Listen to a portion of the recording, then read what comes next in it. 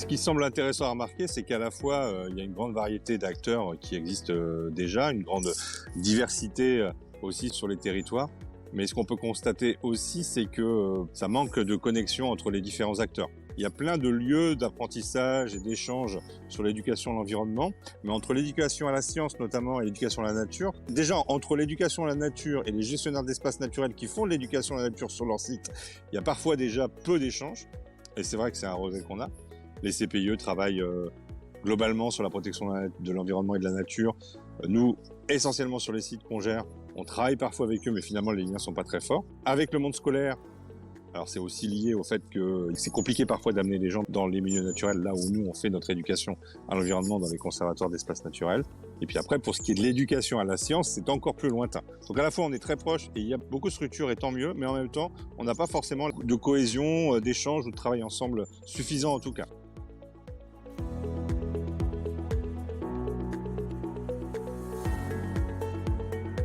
On voit qu'à l'heure du tout numérique, des réseaux sociaux, plus que jamais, il faut que les acteurs travaillent ensemble et développent des choses qui permettent aux gens, alors les jeunes, les enfants, etc., mais aussi les adultes, de mieux comprendre le monde dans lequel ils vivent et de fait de pouvoir infuser l'éducation à l'environnement et à la science dans la société.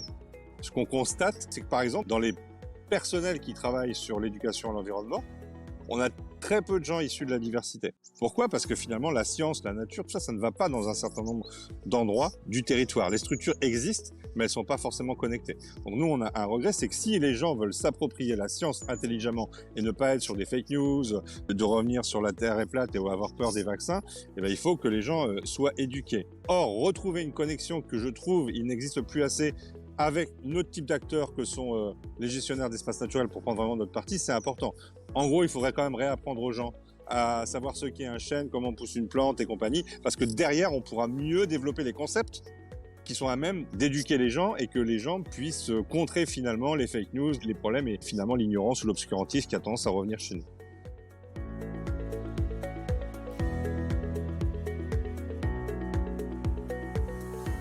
Moi, je suis pas langue de bois là-dessus.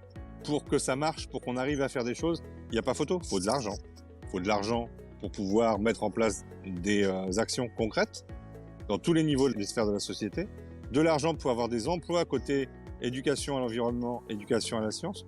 Et de l'argent aussi pour mutualiser les choses et faire que les gens puissent finalement se parler, etc. Je ne sais pas s'il faut une nouvelle fédération ou autre, etc. pour que les gens puissent travailler ensemble. Mais en tout cas, il faut susciter dans toutes les têtes de réseau et tous les acteurs qui travaillent sur ces volets éducation à l'environnement, le moyen de travailler ensemble et de se regrouper et de mixer finalement les différents thèmes autour de la science.